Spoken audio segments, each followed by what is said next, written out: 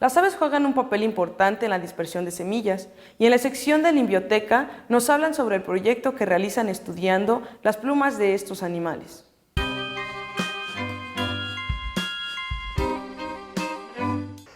Yo trabajo tres temas principales. Yo trabajo con el estudio de aves migratorias, yo trabajo con el papel de los pájaros en la dispersión de frutos y semillas y trabajo sobre los efectos de la contaminación en aves. De los tres proyectos tengo actividades en diferentes sitios.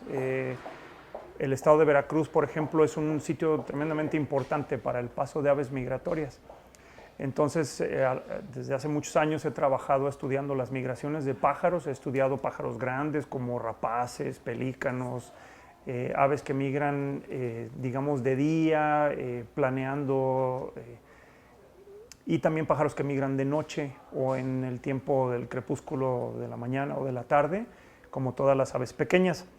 Lo que nosotros hacemos son trabajos conceptualmente muy sencillos, ¿no? De estudios de pájaros que se basan en censos, en el trabajo con redes ornitológicas.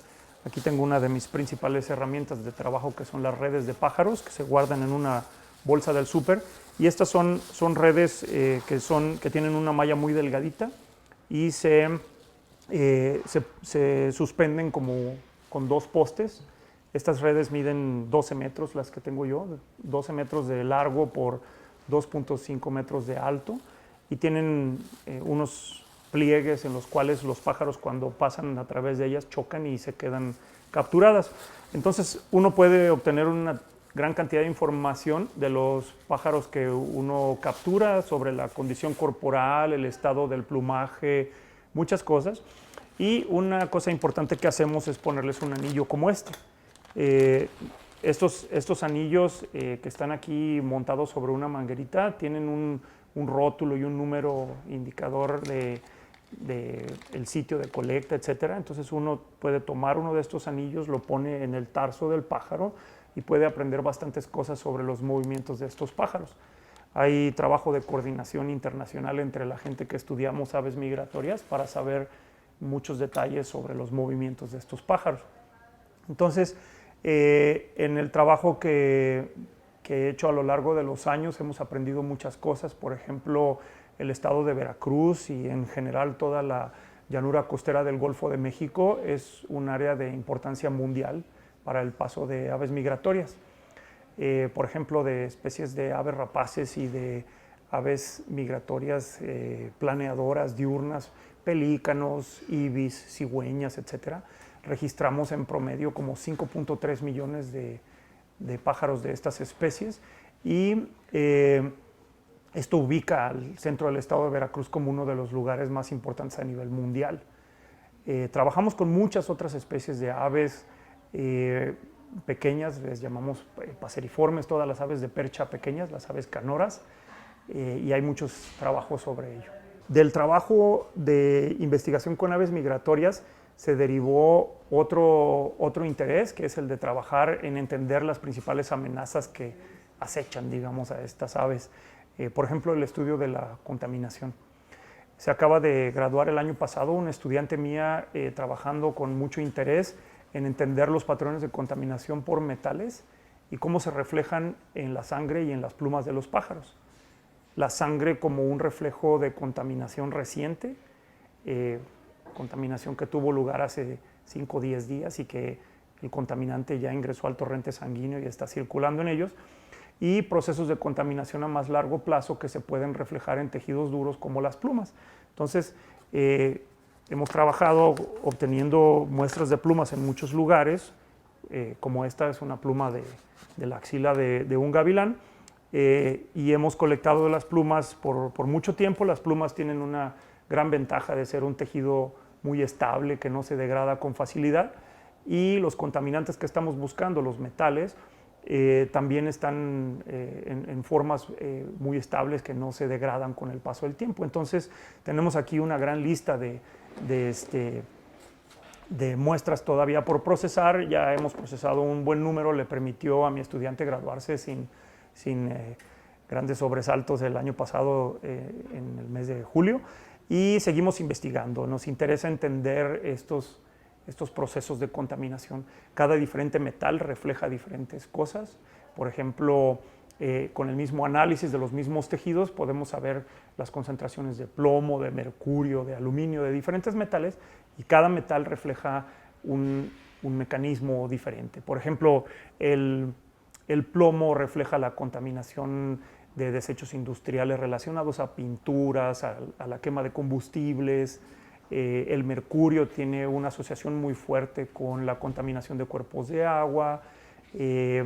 Cada uno de los contaminantes entonces refleja un mecanismo diferente mediante el cual las actividades humanas afectan a los pájaros, ¿no? Otro tema de gran interés para mí es el trabajo de frugivoría y dispersión de semillas. La frugivoría concebida como el proceso mediante el cual un pájaro se come un fruto de una planta, se transporta a otro lugar y cuando defeca ese fruto que consumió, las semillas se depositan en otro lugar. Este es un servicio que los pájaros le prestan a las plantas de ayudarles a dispersar y también a remover, o como le decimos los biólogos, a escarificar las semillas para facilitar el proceso de germinación y, prestar ese servicio de dispersión fuera y lejos de la planta madre. Entonces, los pájaros son grandes arquitectos del paisaje. Aquí en la USBI, otra de mis estudiantes, también graduada a inicios de este año, estuvo trabajando en entender las redes de frugivoría. Entonces, lo que ella hizo es un proyecto que voy a sobresimplificar aquí, en el cual ella construyó una red de frugivoría que es algo parecido a este. Uno tiene en una columna, por ejemplo, a los pájaros, una lista del pájaro 1, pájaro 2, pájaro 3, etc. Y en este caso las plantas que producen frutos. Entonces lo que ella estaba haciendo es entender las interacciones. Cuando este pájaro consumía este fruto, contaba como una interacción. Este pájaro consumía este fruto, era otra interacción.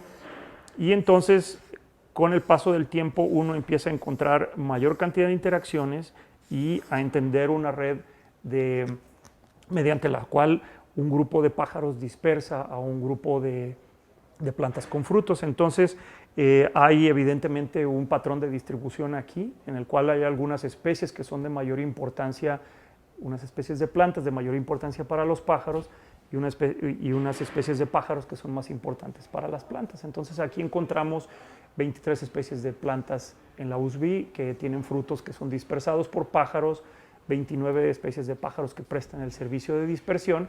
Entonces, en el campus de la USBI, que tenemos un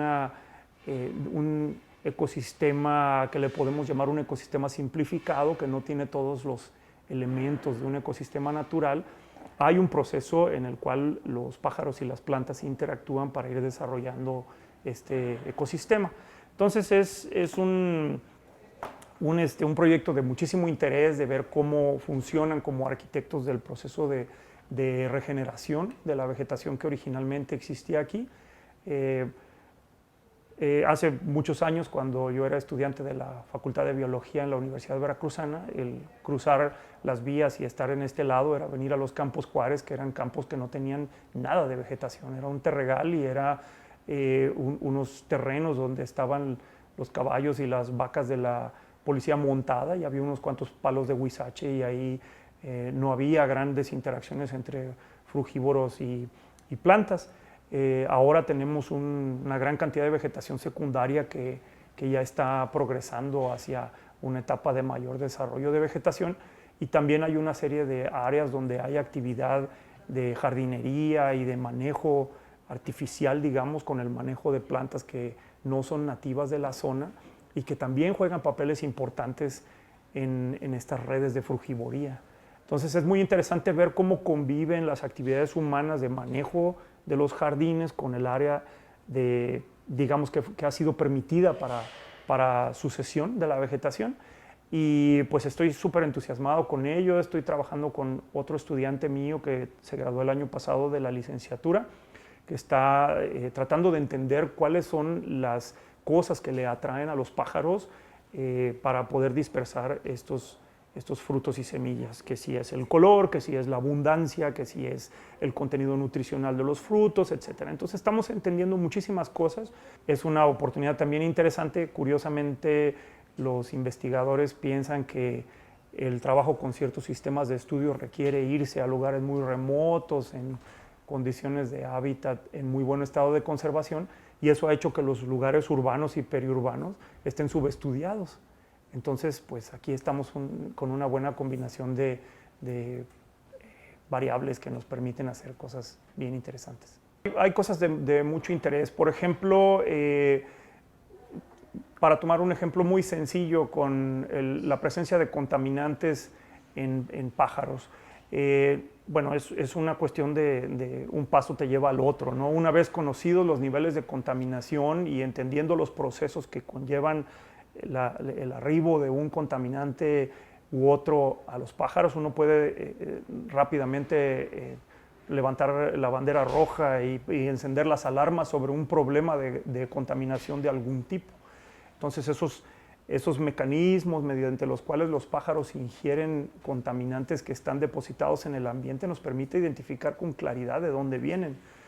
Nos permite el entender en qué tejido está depositado un contaminante, nos permite saber si es una ingesta de hace algunos días o es una ingesta de largo plazo que refleja un proceso diferente. Entonces se pueden tomar muchas medidas claras y rápidas y directamente relacionadas con el resultado de un proyecto como este. Hay otras tareas interesantes. Por ejemplo, nosotros asumimos que en el trabajo de frugivoría y dispersión de semillas que hacen los pájaros para los ecosistemas, solo hay beneficios, solo hay buenos servicios prestados por los pájaros. Sin embargo, la mayoría de los muérdagos que están establecidos en los árboles también son dispersados por pájaros. Entonces hay una batalla ahí librada entre aquellos pájaros que están dispersando los frutos buenos, los que van a ayudar a reconstruir el bosque de niebla, y los frutos malos, que son aquellos que dispersan otros pájaros que ponen esos muérdagos que eventualmente matan árboles, ¿no? Entonces, el entender estas relaciones nos ayuda a tomar decisiones de manejo, pero muy rápidas, ¿no? Nos permiten decir, bueno, vamos a evitar estimular la proliferación de muérdagos a través de tal o cual actividad, vamos a manejar las especies que se utilizan en la jardinería de un lugar como la USB de una manera diferente, para evitar que proliferen especies que no son nativas de esta zona. Hay un proceso de restauración, por ejemplo, que se llama nucleación, que se trata de que en un paisaje uno pueda establecer núcleos de población de plantas, ya sea a través de la siembra de árboles o de especies que creen un núcleo de vegetación, el cual va creciendo, y una vez que varios de estos núcleos de población han crecido, ya coalescen y se convierten en una unidad continua.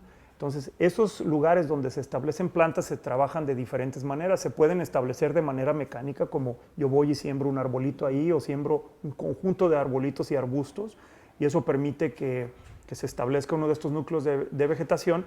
Y la otra posibilidad es simplemente poner perchas, donde los pájaros se paren y ellos defecan ahí y están haciendo el servicio de transportar estos frutos. Entonces hay muchas aplicaciones prácticas de manera directa.